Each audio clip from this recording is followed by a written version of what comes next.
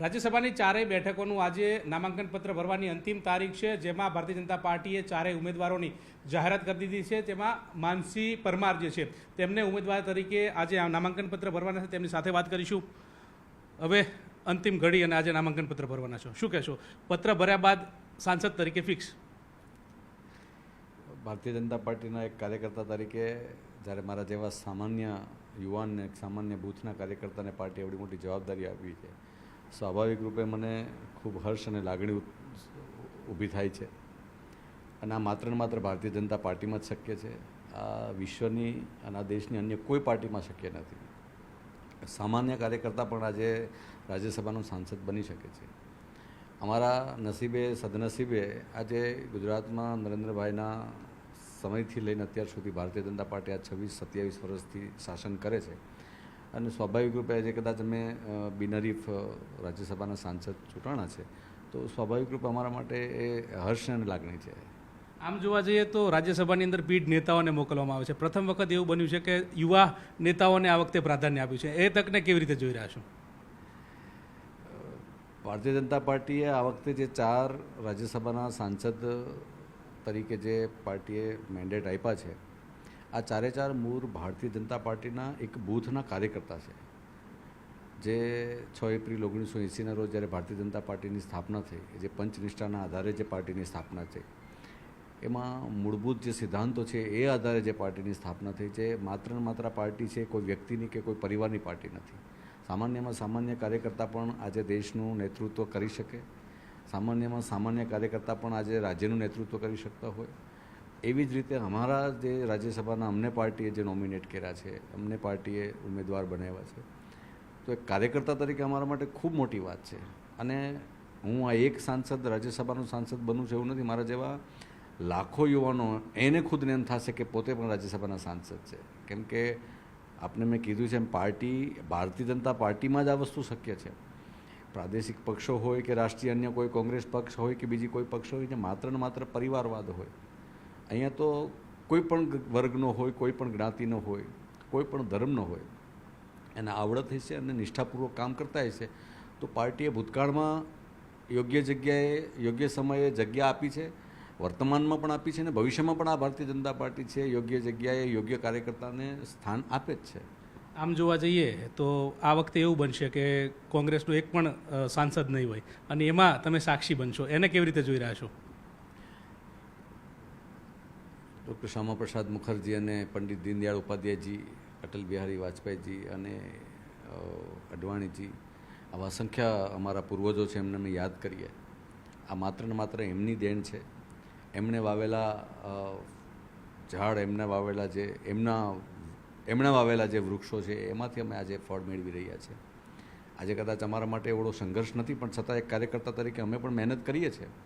અને આજે સામે કોઈ કોંગ્રેસ પક્ષમાં નથી, પણ એક સમય એવો હતો કે જ્યારે કોંગ્રેસના જ લોકો હતા અને ભારતીય જનતા પાર્ટીના કાર્યકર્તાઓ સંઘર્ષ કરતા હતા.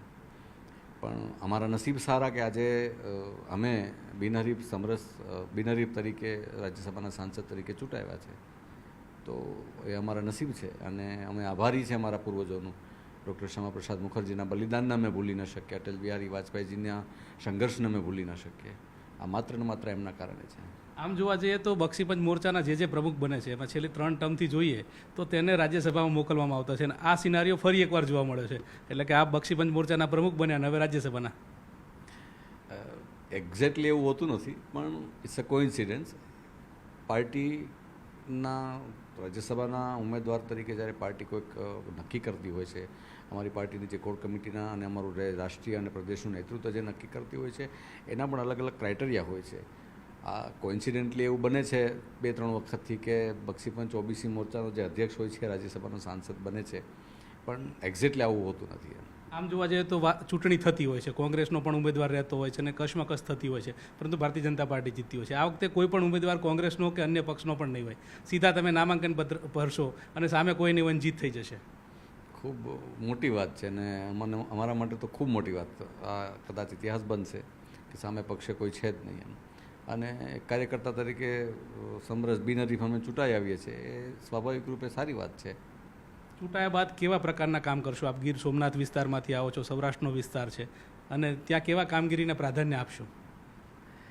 મોદી સાહેબના નેતૃત્વમાં જ્યારે ગુજરાતે એક મોડેલ સ્ટેટ તરીકે આખા દેશમાં પ્રસ્થાપિત થયું છે,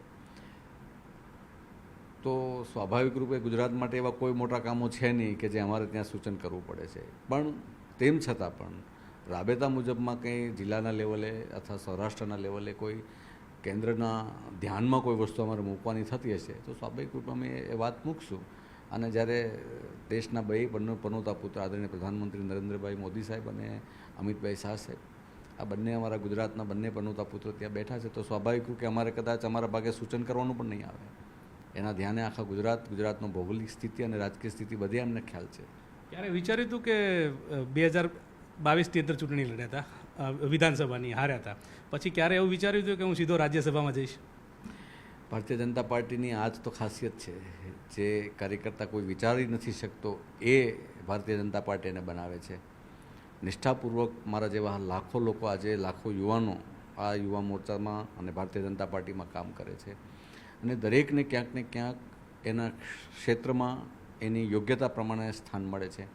એના ભાગરૂપે વિધાનસભામાં 2022માં હું વિધાનસભા લડ્યો અને ચૂંટણી જીતી ન શક્યો. પાર્ટીના ક્રાઇટેરિયામાં કદાચ હું ક્યાંક ફીટ બેસતો હશે તો આજે મને પાર્ટીએ રાજ્યસભાનો ઉમેદવાર બનાવ્યો અને હું રાજ્યસભાનો સાંસદ બની ગયો છું. કેટલી ખુશી હવે?